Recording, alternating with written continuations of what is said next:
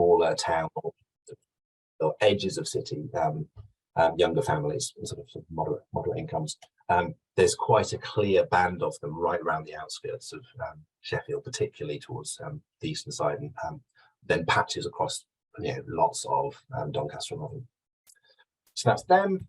Then we have our typically lower engaged groups, of which some of them are more or less present in the area than others. There's probably fewer kaleidoscopic creativity, except maybe little pockets around areas like Burn-Grieve, but they tend to be kind of very urban, particularly large cities, hence fewer of them in this patch, with a skew towards being a little bit more diverse, but not necessarily.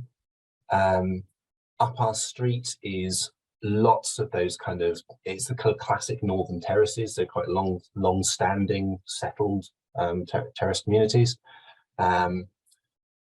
Supported communities is more like groups who are whether older in many cases, but in some cases much younger, but in either council or supported accommodation of various different sorts. Often have lower cultural engagement for very particular sort of strong barriers, as opposed to kind of a general ambience about what they're interested. It's often, there's lots of challenges around health and mobility for some of those groups. For example, my mother-in-law is probably one of them. And then frontline families tend to be younger, often lower income families, but with quite active digital lives, but quite kind of focused around what children are doing, very price sensitive. So that's a bit of a overall summary. We'll see some of these groups being more or less present in different bits in ways that will probably not surprise you greatly, but we'll come to that. For each of these, there is a whole load of summary information on our website that tells you how much they tend to engage, roughly how many they are in the population. Overall, you can also look at the Yorkshire-wide picture, and obviously we'll share the South Yorkshire figures here. And for each of them, there's descriptions, the kinds of things they do, the kind of people they are, what kind of places they live, interests and so forth, what their digital engagement is. As I said, there's that second tier. In this case of experience seekers, as I mentioned, you've got the kind of studenty ones and the slightly older, more settled ones. And so some of those will be more high family audiences, some of them will be more of maybe some contemporary art audiences. Okay, so does anyone have any questions so far based on that little brief burst of intro before we start looking at who is where and what the lie of the land is? I should probably say as well that partly because this is South Yorkshire, I'm particularly acutely conscious of any generalisations, and them not wanting them to sound awful. So forgive me if I do end up saying anything which is generalising. We're just trying to get an overall picture. So this is the area we're looking at, unsurprisingly, the 4 local authorities, and we'll look at demographics and then those spectrum profiles. And in fact, I'll just go back here because just to note, because at this sort of simplest level, it's probably quite useful to flag. And again, this will be very obvious to some of you, but you see where the M1 runs up straight through the middle of Barnsley. So the eastern side of Barnsley, and then dropping south through quite a lot of Rotherham, certainly toward, so in the top half of Rotherham further down, is of course the South Yorkshire coalfield. And so a whole bunch of stuff that we see will be a legacy of the South Yorkshire coalfield and long-term accommodation and housing there and all the kind of history that goes with that. Obviously, we've got the Peak District out to the west, and that skew profile in another way because you've got all the leafy bits in southwest Sheffield, etc. And then we've got sort of right around the fringe, sort of across the bottom. We've got some of these kind of sort of more leafy patches as well through Rotherham, etc. And then Doncaster is a slightly more complex picture, but we'll come on to that. But just as a really top level, what's the basic shape of what's going on? There's obviously also Sheffield's East End, which abuts right up to Rotherham. There's quite a bit of population shift the moment you get across the border into Rotherham. There's some quite kind of sort of more rural and or leafy bits just the other side of the boundary, but obviously East End Sheffield in particular, and we'll show up on lots of maps.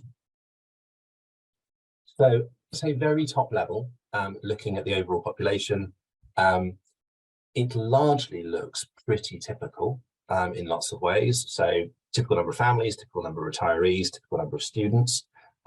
Worth noting, of course, that the students are heavily packed into Sheffield rather than being more broadly spread elsewhere. So those figures kind of do fluctuate at a more local level. The population is a bit whiter than the country as a whole. But again, obviously there's a bit of variation within that. With some particular hotspots that we all know. Particularly, a relatively more prominent Asian population than other ethnicities, but it's not huge numbers necessarily. One of the things that does stand out is the overall levels of educational attainment, which compared to the national picture are relatively lower. So if we start from the dark bands working downwards, the proportion with higher degrees, 1% rather than 27%, and so on, until you get to the opposite end of the scale where the proportions are flipped the other way.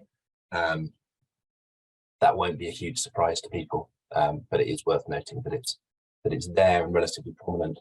But again, there are very distinctive sort of patches where it's very much not the case. So we've got a bit of a contrasting picture going on. I think, and this might sound silly because there's all sorts of stereotypes around South Yorkshire and what they're like. And I think I probably set out with such a desire not to fall into the cliches when I first moved up here, that I sort of didn't assume that Sheffield was as different as it is. But actually, when we start looking at the data, it is really quite different. And for all that Barnsley has its kind of Tuscan hill village vibe from various sort of rebranding things, you do see quite a different population across the whole district. So, how has the population changed in the last 10 years?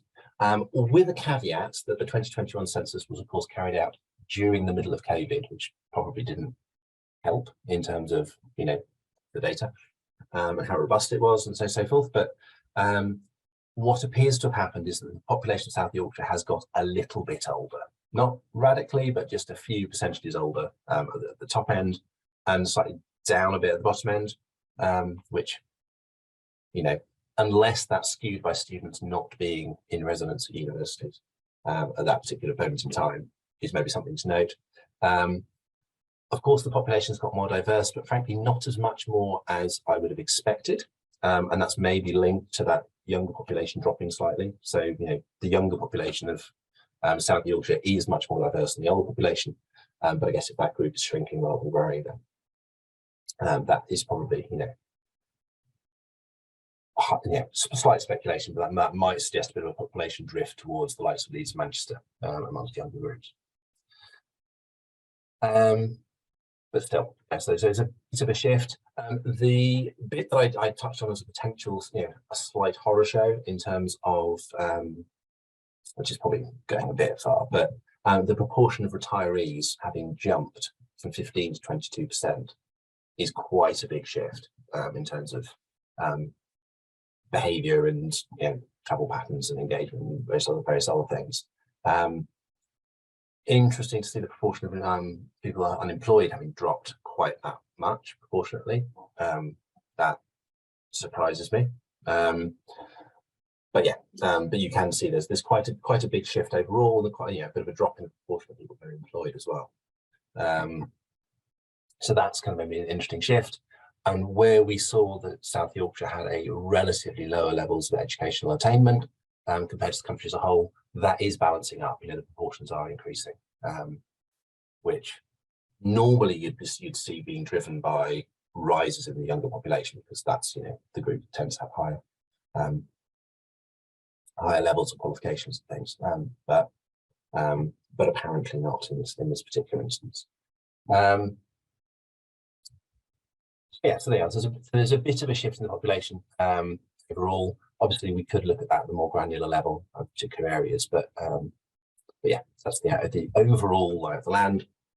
And then if we look at the audience spectrum profile of the local area, we can see that it's by and large below average for the higher engaged groups on the left.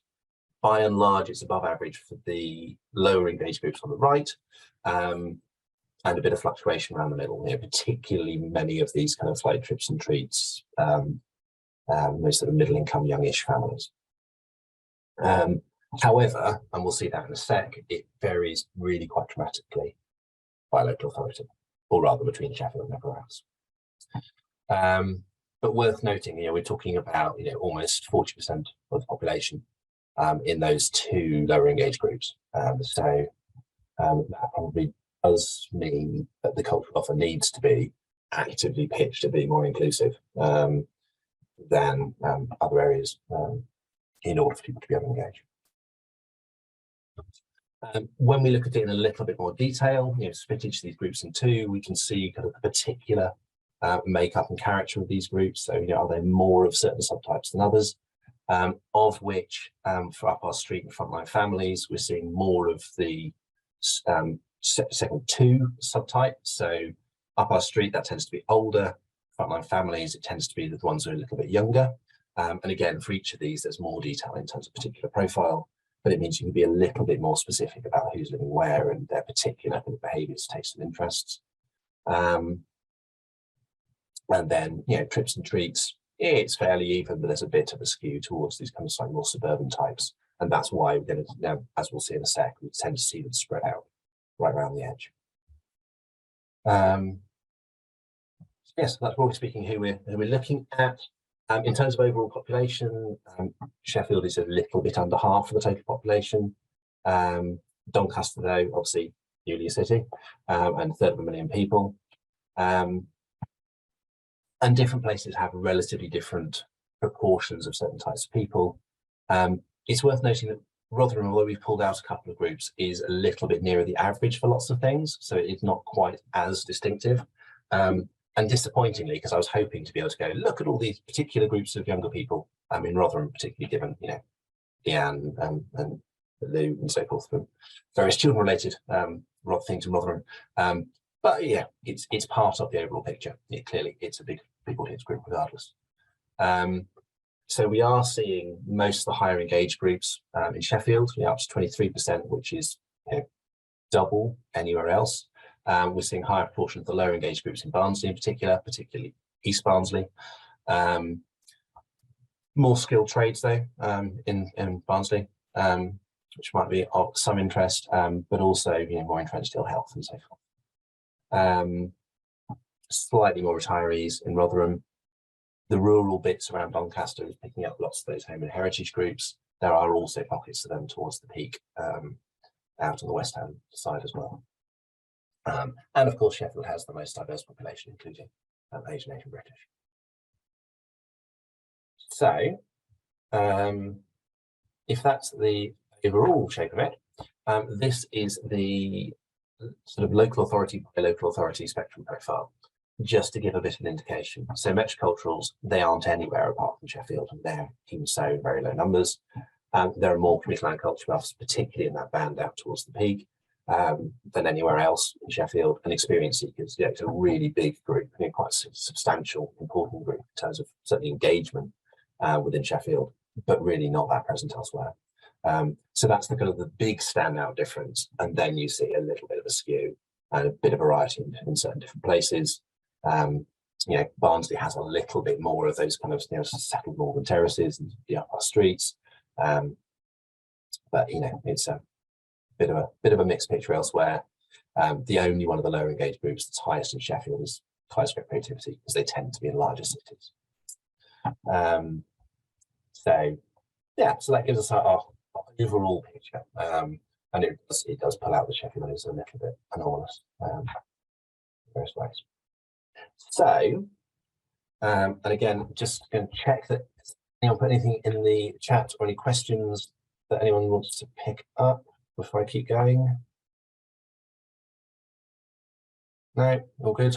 So in terms of where retirees live, you can see it's quite a broad spread. There's, in a way, the areas they don't live are as sort of notable. So it's particularly the town and city centres, you know, Rotherham, Sheffield, other sort of Barnsley, Doncaster as well. But big pockets, particularly in the northwest and out towards the peak. Doncaster's got this kind of three clumps that we'll see recurring to the west, to the east, and to the south. That come back. We do see slightly anomalously that there's a postcode sector that spills into South Yorkshire from Pontefract, and that's happens to have really high concentration. So that is a little hotspot up there, albeit most of it is outside of our area of concern. My uncle-in-law lives out in, is retired out in Baton, so that kind of fits the data quite neatly with that little sort of surplus there at the bottom. And again, there's also just across the way into that's actually in Rotherham. So it's not that circle; it's further west. He's down that bit.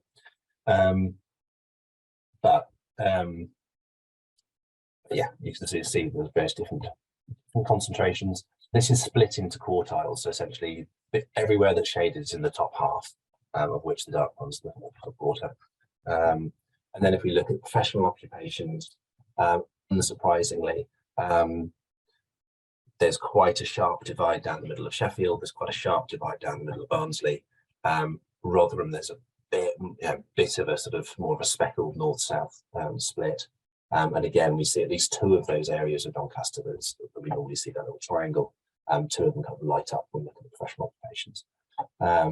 And Crooks, it's the university, it's the hospital, etc. It's no great surprise that's really high, and lots of S11 as well. There's a really good article that was in the New Statesman, is it called City Metric blog? It's talking about Sheffield A and Sheffield B, and essentially saying that Sheffield has two very, very sharply divided halves, and lots of the generalisations about Sheffield really only apply to one or other half of it. And this map, I think, really starkly shows just quite how sharp that divide can be. So worth noting. In terms of family groups, we see, various in pockets, particularly the northern half of Doncaster. A lot of that eastern side of Barnsley. Once you get away from the motorway, quite concentrated. Large tracts of North Sheffield and Hillsborough and Uterbridge and all that kind of area as well as the kind of the run out into the peak with some of those big houses there. Of course, with families being about a third of the population, it's there will be lots everywhere. But okay, so this is where the maps get really technicolor. So I will sort of take you through them a little bit to try and make sense of them all. But essentially, this is saying for every postal sector across South Yorkshire, which of these segments is the single largest. So it might not be the majority of people, but which are there most of. And there's a few things that immediately jump out when we start looking at this picture. And I've got a sort of more close zoom, which we'll go into. But particularly if we look at that kind of up our street, the sort of the blue, we can see that kind of South Yorkshire coalfield, the blue and the purple, right down that middle stripe of Barnsley in the northern model. So that's really sort of quite evident. We see the kind of is that taupe mole, brownish colour around the edge of the peak, around the south of Rotherham, south of Doncaster. Of the dormitory dependables, so some of those more kind of sort of further out and relatively affluent, often family groups. And we see the kind of the spike going southwest out of Sheffield, particularly with that dark purple, which is our commuter land culture buffs. So quite a lot of those groups and kind of Ecclesall and so forth. And worth noting, up in the sort of the western, or the east of the west of Barnsley, if that makes sense. So that kind of patch up at the top. The other group, so we saw there were loads of experience seekers in Sheffield, but not elsewhere. And we can see really clearly that it's that bit west of the centre which leads out towards Cleeded Crescent and Sharrow and Nether Edge and all those kind of patches around there. So really high concentrations of those groups in particular. Some small concentrations of kaleidoscope creativity, some around the centre of Rotherham, some in Sheffield's East End. There's also, probably bits of Kelham Island being picked up by some of the experience seekers as well. And then these pockets are the kind of more rural home and heritage groups. We'll come back to home and heritage because they're the groups that have dropped most in terms of engagement post-COVID. This is a slightly closer in picture. Again, you can see these sort of supported communities are more in Sheffield's East End and sort of bands in Rotherham. This spike southwest out of Sheffield is really quite evident. More trips and treats as you start getting out towards, I guess it would probably be sort of Meadowhead and Beechief and so forth. And then if we look across the other side, we can see that a very, very, very varied picture in Rotherham, and Rotherham has a much more kind of speckled pattern of population, I think, than some of the other areas. But you can see some of these bands of Yorkshire pendles, particularly developed to the south. And then sort of supported communities, that's probably kind of Swinton, Mexborough kind of area up there. There we are. And then Doncaster, you see, again, we're seeing sort of pockets of the trips and treats, the yellow into the band around the centre and then further out as well. So if we look at these two middle engaged groups that are really prominent in the area, partly because I think that's, in some ways, that's where the centre of gravity of the audience is likely to be, albeit with some exceptions to different art forms. Really strong concentrations of Yorkshire pendles up around the western edge and the southeastern edge. Really very evident. You can see Sheffield's East End looks like, and there's a really clear gap there in terms of this group. Frontline family group is almost the flip side of that, so it's northern Doncaster, it's eastern Sheffield, and then a variety through particularly of the Coalfield part that we talked about.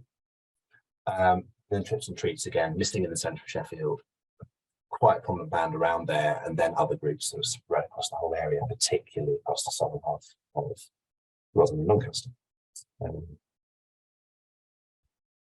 So this might be another helpful way to visualise where some of these people are and who they are in terms of areas.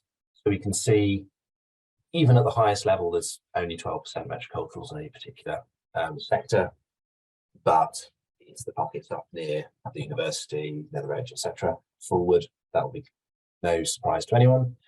Community land culture buffs, lots in Ecky Road and that kind of territory. Experience seekers, it's much more central, so there's new developments, Castle Market and so forth. Lots of smaller flats and something there. Then we've got slightly more of the rural areas around the edge of the peak for Yorkshire pendables, various other little sort of pockets as we get further down the list. You can see quite high concentration, for example, in S5 for frontline families.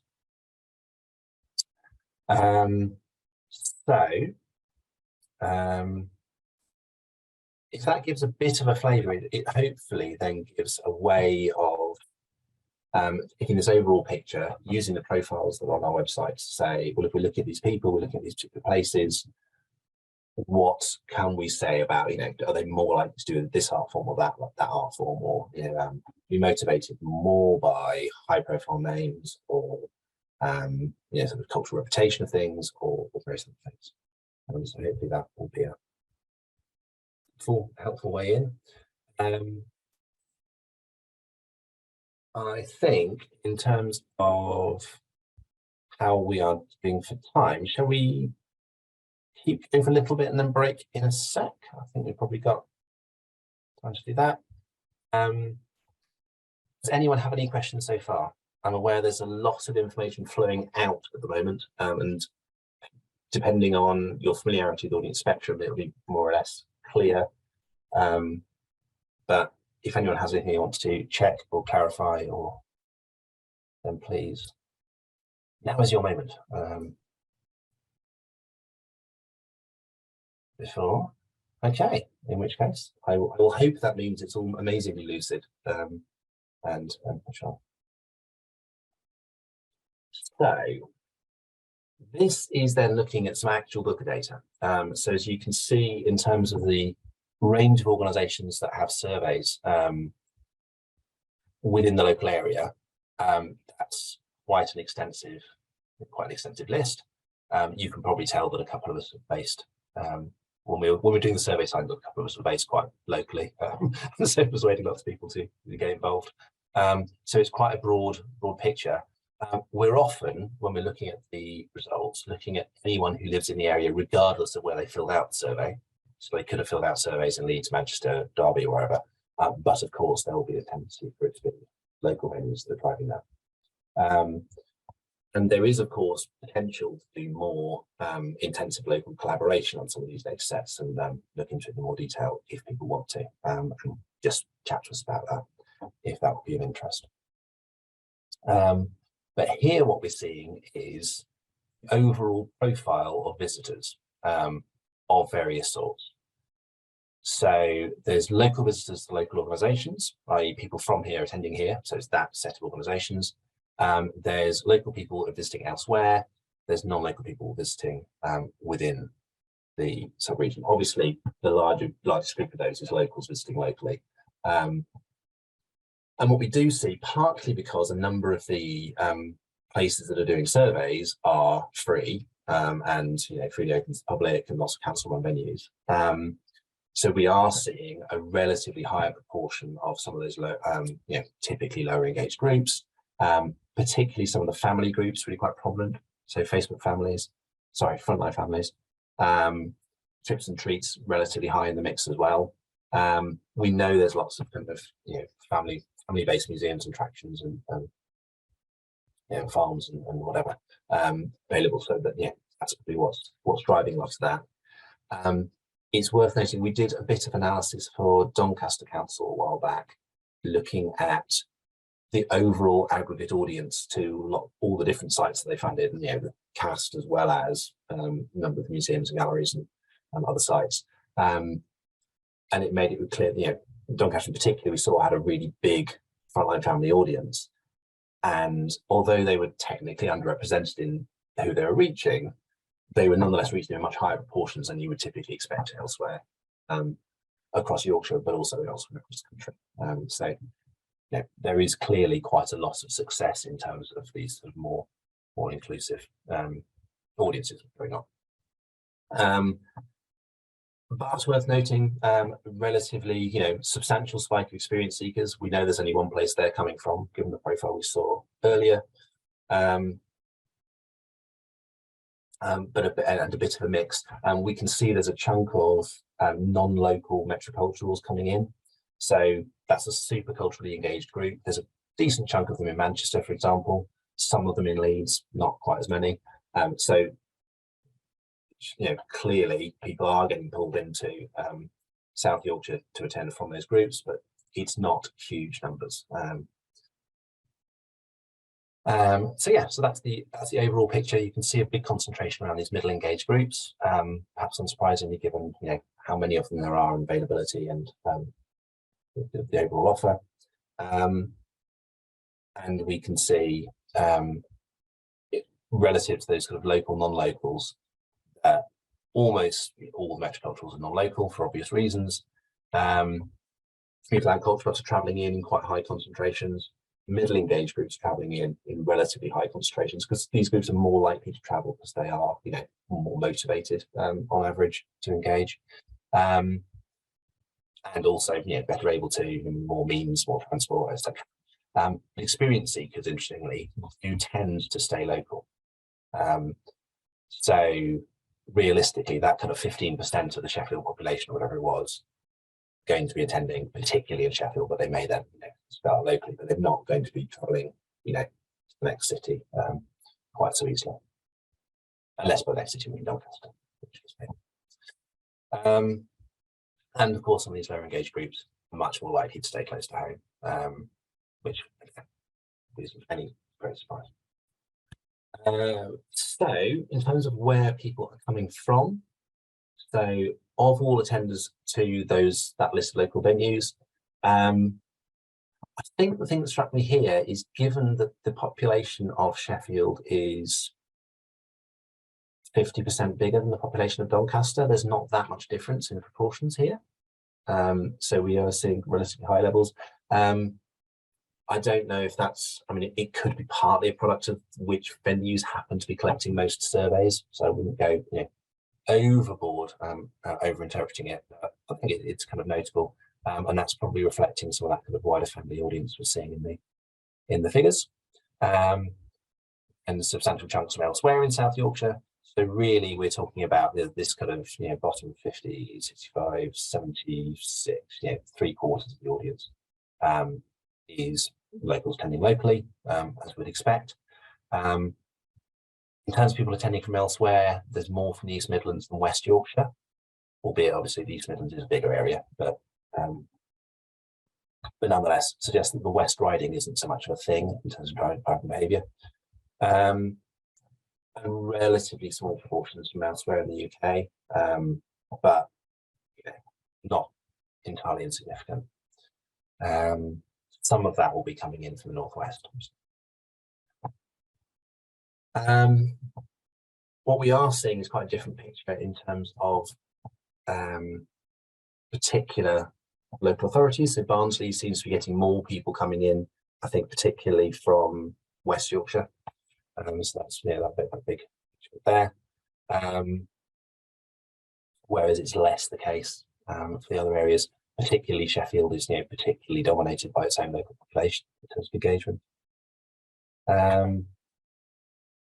And the local population is higher outside of the summer, which is entirely what you'd expect, because people are travelling less and staying closer to home. We do see a little spurt of people going up to Scotland in the summer, so that's probably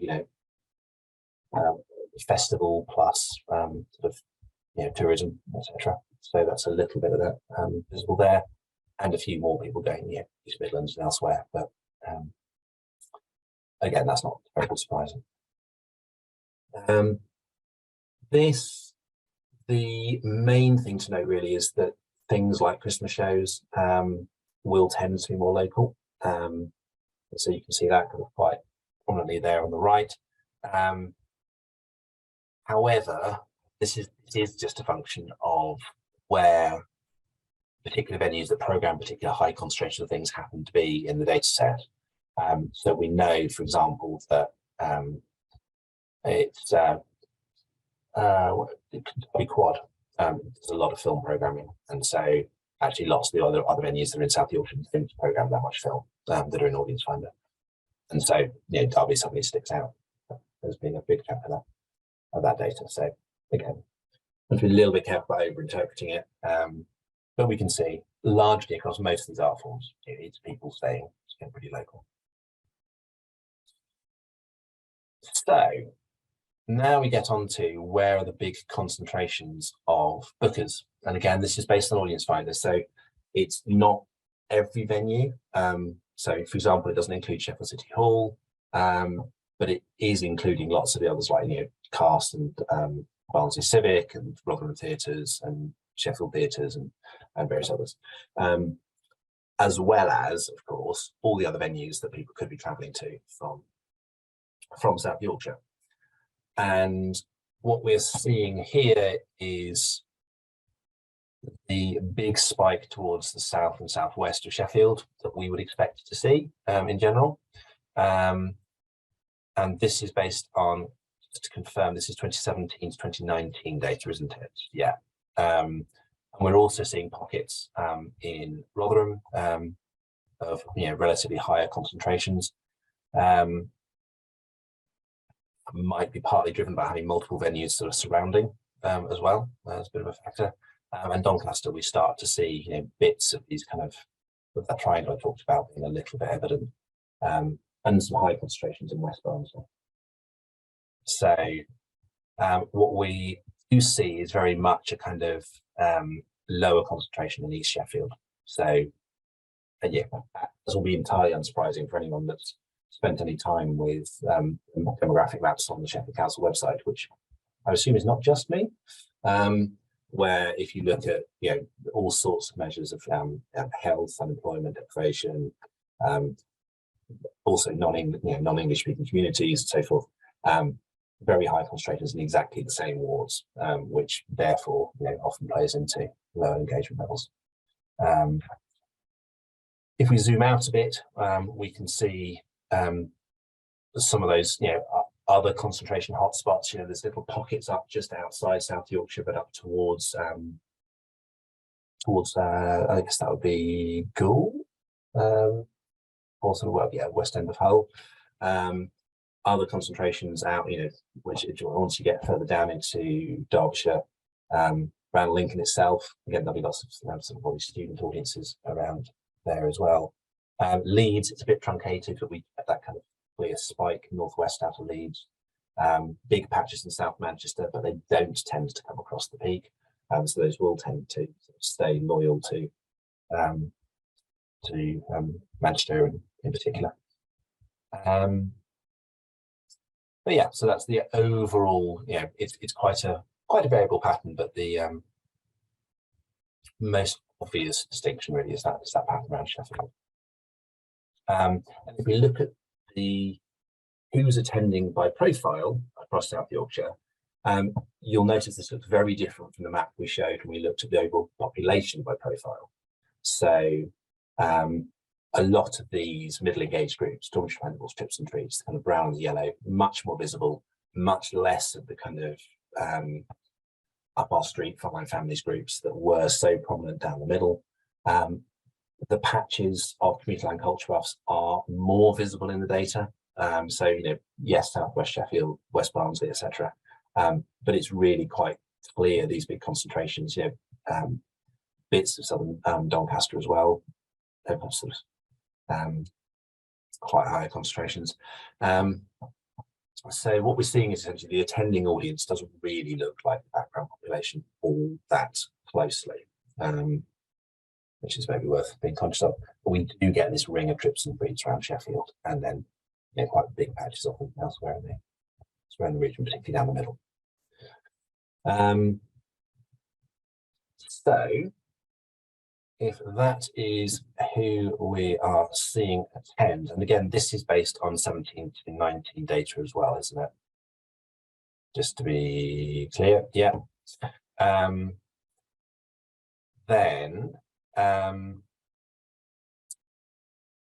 So that again, we see lots of the experience seekers, the university graduates, etc., on the edge of Southwest Sheffield, central Southwest Sheffield. So just worth noting is, in a sense, partly for who is there and who the audience is and who, maybe where to focus and which groups to focus on different areas, but also to notice who isn't there and maybe who isn't being reached as much. Okay. Now, we noted that these two middle engaged groups were a really big chunk of population. So Dormitory Venables, Trips and Treats, they tend to be a little bit more affluent, a little bit older, a little bit less affluent, a little bit younger. And we get that very stark split in Barnsley, west and east. We get a pretty sharp split in Sheffield, west and east, with fewer right in the centre. Rotherham is a much more complex picture.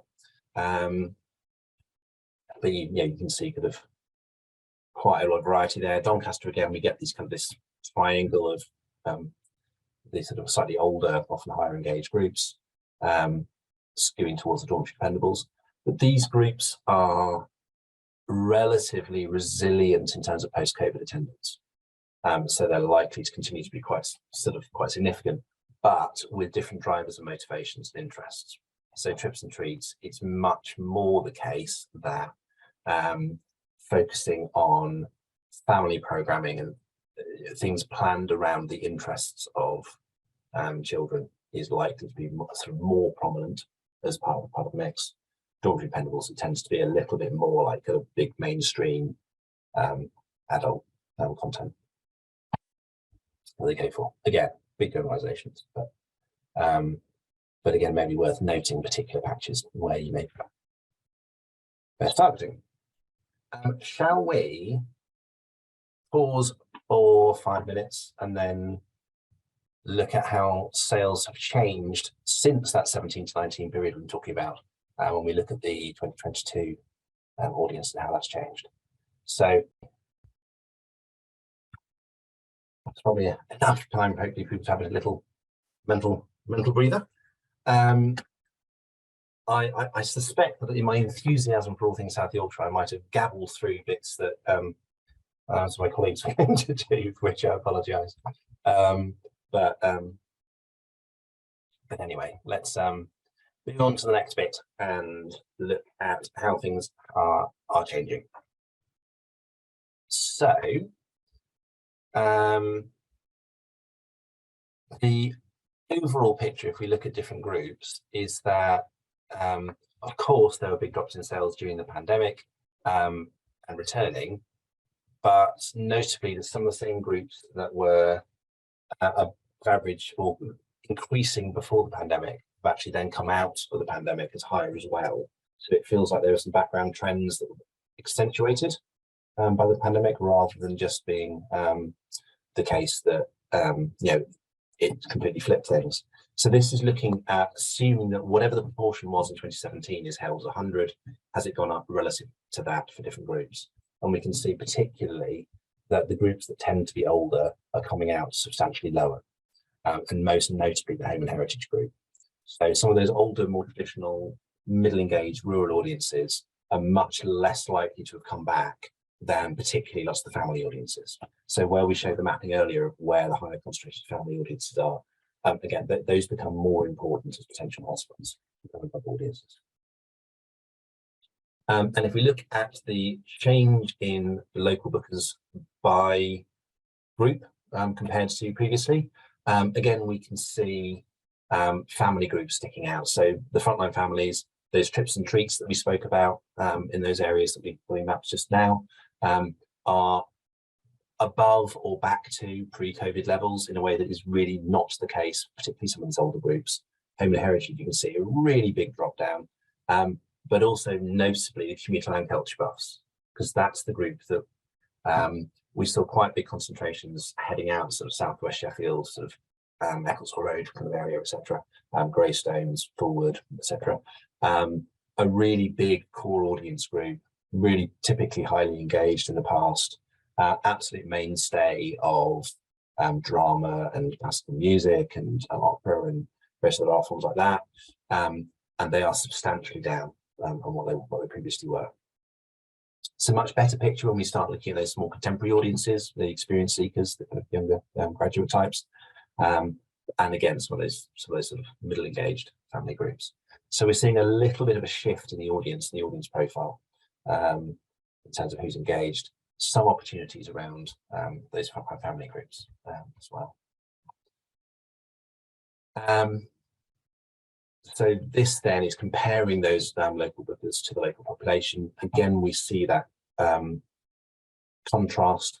Commuter land culture buffs a bit less overrepresented than maybe we would otherwise have seen them. And real prominence here, 43% of the audience in those two middle engaged groups with higher concentrations of families, which is why we pulled them out and mapped them as sort of particular areas of interest. Now this is looking at the picture as it emerged through the course of last year in terms of overall sales levels, which is showing a slightly bumpy picture, but the overall headline is things started quite down at the bottom at the beginning of last year, pretty much caught up by April, May, slightly lumpy summer, some months were substantially down, others were pretty much where they previously had been. But coming into the autumn and Christmas time in particular, you see relatively back to normal, albeit with a bit of a blip in November. So the overall picture we've been sharing about proportions down is affected by the whole of that year. The first half of the year was worse than the second half. So things aren't maybe as far down. And we've seen that nationally, where across the standard cohort, we've seen a 12% drop across last year compared to before, only 8% if you look at just the second half of the year. So things are kind of coming back, but they're coming back in a slightly different shape, slightly different profile of audience, families being a little bit more prominent, some of those older groups, more traditional art forms and tastes being a little bit less prominent in terms of what people are doing.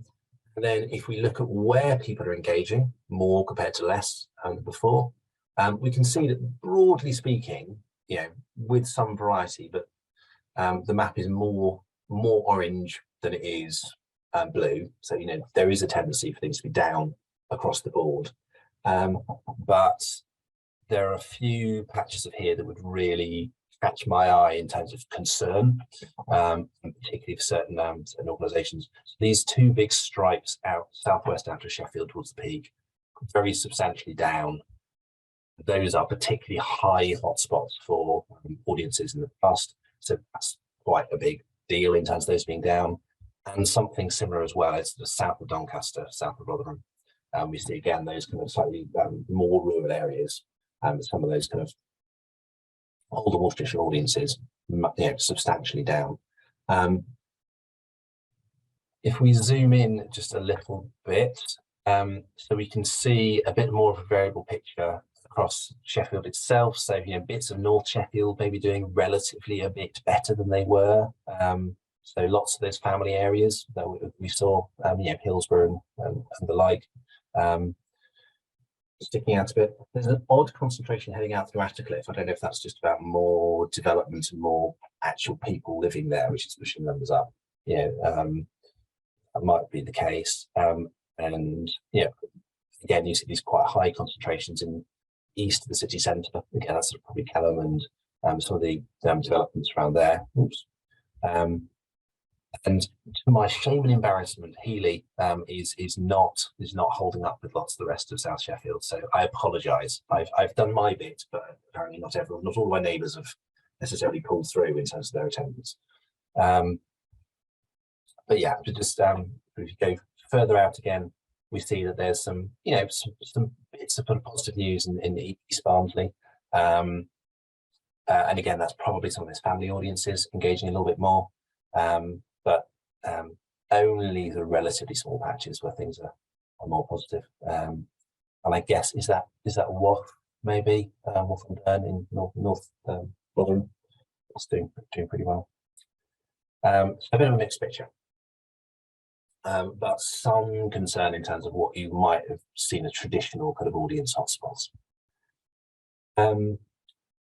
So I am actually going to stop talking and let someone else get a word in edgeways, I think now. And pass over to Isaac to say a little bit about some of the national trends that are sitting behind some of these particular groups. So over to you, Isaac. Yes, thank you. Sure.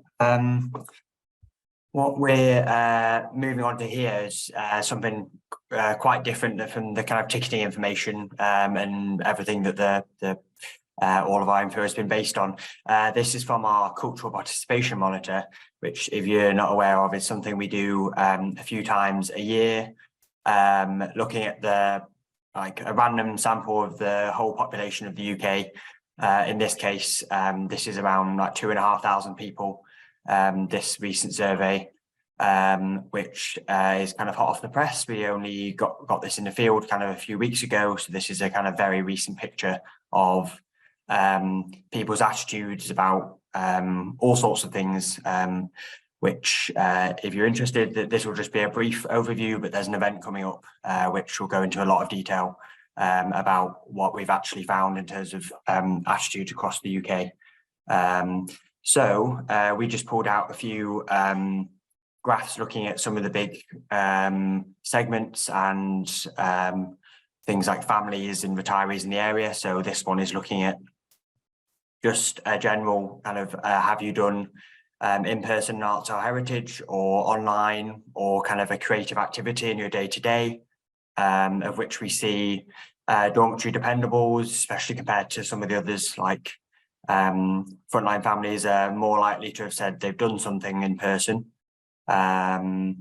whereas frontline families interestingly stand out in online arts and heritage activity. They're quite a bit higher, sort of 53% versus something like 45% in trips and treats in terms of participating online, which is something we've heard sort of still continuing past the pandemic alongside in person. And then creative activities, that's something that families, although you'll see families kind of stand out on all of these quite a lot in terms of families are a lot more likely to do creative activities, also do online, and also just have done something in the past 12 months, which is part of this trend that we're seeing of families just really coming back strong. So quite a few differences there, and as you'd expect, retirees are quite a lot lower, especially in online arts and heritage activities, but not as low in terms of in person. Right, if we could move on to the next slide. So something we focused on this wave is the cost of living questions for the population versus COVID-19. What's really the most important thing for hesitance to attend, or people saying they're put off from attendance.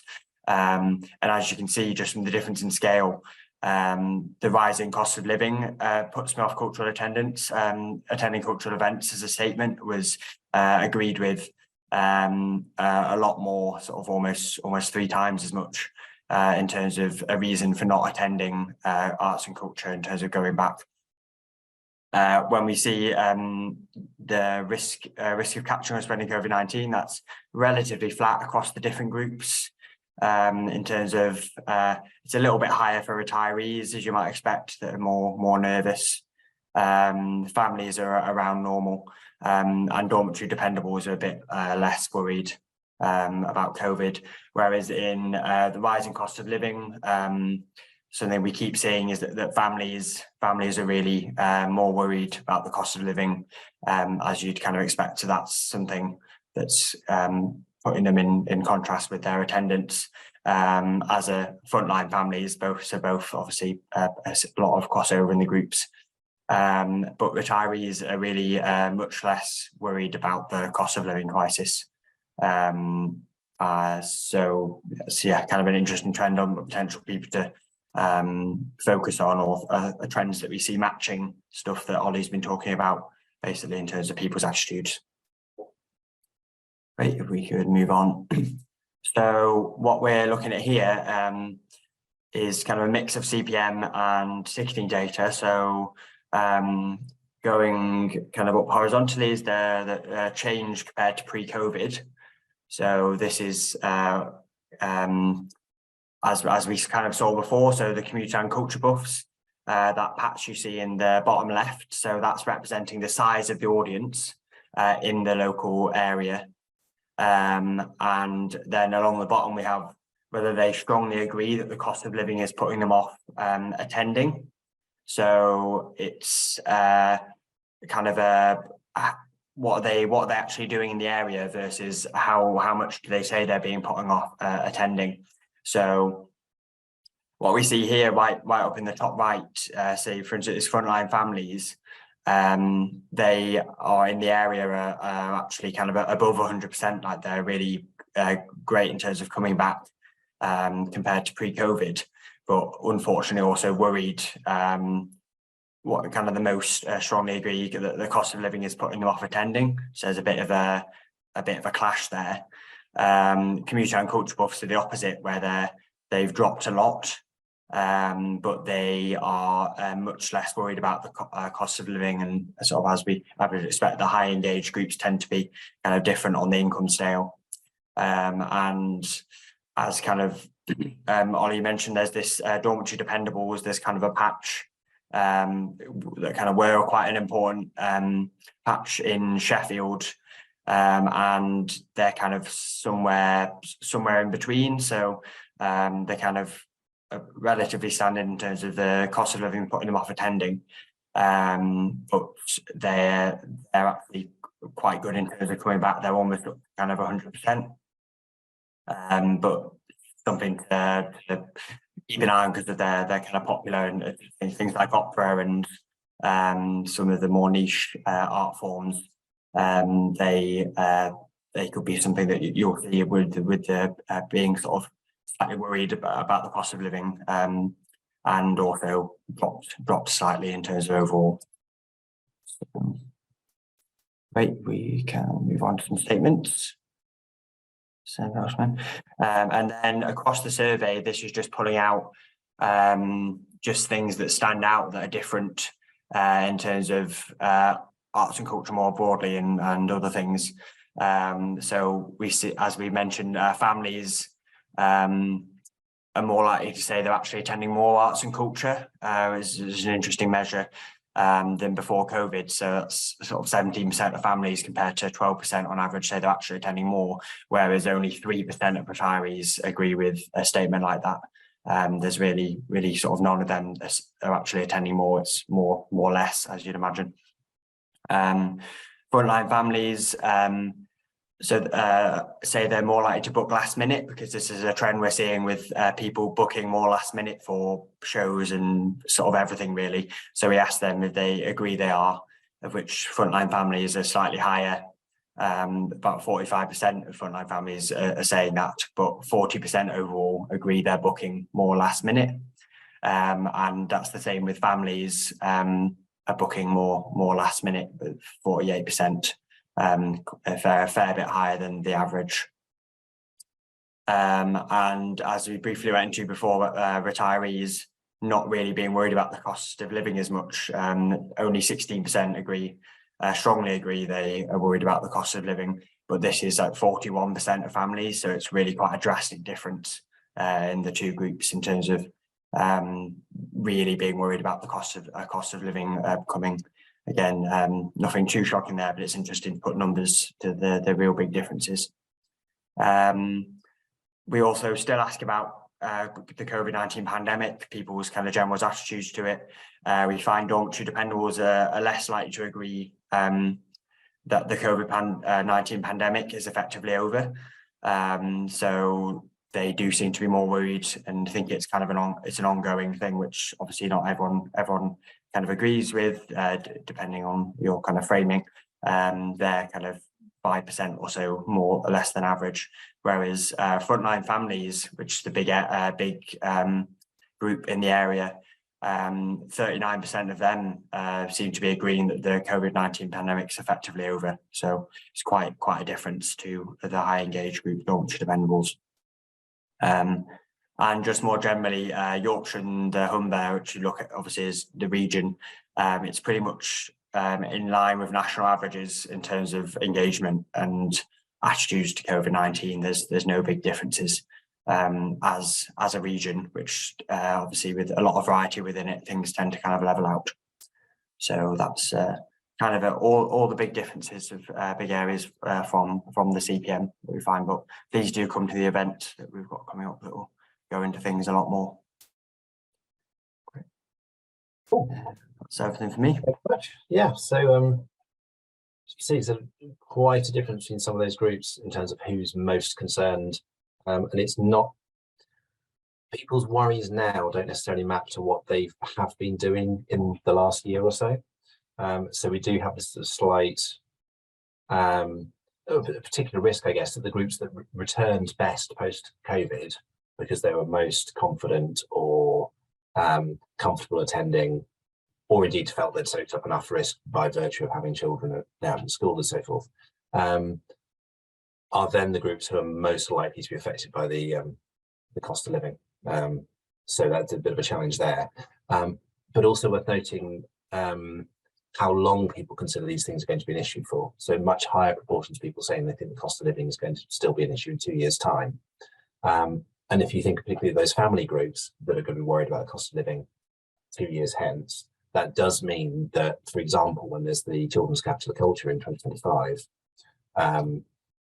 family groups now are telling us they're expecting to be, financially still under quite a lot of pressure at that point. So worth noting. And perhaps noting the told they're relatively more likely to engage digitally, particularly those frontline family groups that are so prominent in bits of Rotherham and Barnsley, but Rotherham particularly in this case, that making sure that digital options are available as part of that mix could be really important. So what does it all mean? It's obviously quite a complex picture and quite lots of different strands of things going on that we've presented. So we'll just try and pull out a few headlines, but then I really would welcome your thoughts and inputs and discussion about how things are going for you, what you're seeing working well or not. So do ready yourselves for that bit. But in terms of overall implications, to note, Sheffield is just quite different in terms of the available audience and the kinds of things they tend to engage with and want to engage with. Frankly, to an extent that did slightly surprise me. It is worth noting the role of the coalfields as still having a population that is a little bit different, and that partly gives you that really sharp contrast across quite a lot of Barnsley. And different particular groups, some areas with high concentrations of lower income families, some areas particularly around the edges of the region, around retirees and some of those kind of more some of those more affluent groups as well. So some of the Dormitory dependables, for example, worth noting. We are seeing this kind of aggregate population level shift, which we're seeing across the country. We're seeing it in South Yorkshire in particular, where certain groups are much more likely to have stopped attending than others, and that's particularly home and heritage, community land culture buffs. So traditional, more rural groups, but particularly that kind of what was that quite solid reservoir of audience southwest towards the Peak District out of Sheffield, but also pockets up in West Barnsley as well. So some challenges there.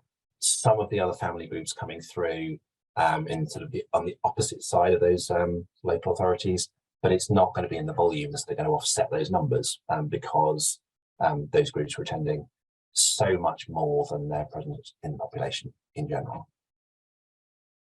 So there is a tendency for the audience to be local, to stay local. The 3/4 of the audience being from South Yorkshire to South Yorkshire. And that's only going to accentuate when we start to see the relative increase in the experience seekers, so they're kind of younger graduate groups that tends to stay relatively close to home, that tend not to travel as much. As they rise in the mix in terms of those highly engaged groups, that does suggest a more concentrated local audience. Family groups as well may be less inclined to travel, particularly some of those very engaged groups. So having a variety of offer available right across the different local authorities becomes quite important, because often some of those groups won't travel into the town centre or the city centre. They'll want to be engaging much more on their doorstep. Some of those middle engaged groups, we've seen them kind of rising in importance, being relatively resilient, certainly in terms of the post-COVID picture, where there is a challenge about worrying about the cost of living and trying to sort of discount your way into keeping the audiences, because some of these groups actually their finances are holding up fairly well, and so the risk is you just drop income without actually necessarily changing their behaviour. It's much more some of those family and lower engaged groups that you need to worry about that, and the need to be really actively inclusive, because some of those groups are really feeling the pinch. But yeah, that may be less true for things like Dormitory dependables. So I'll just share this to say we have that event that Isaac mentioned about the key findings about this on National Friends. Lots more stuff around memberships, volunteering, donations, late booking. But also we've got a session about social media and engagement coming up next month as well.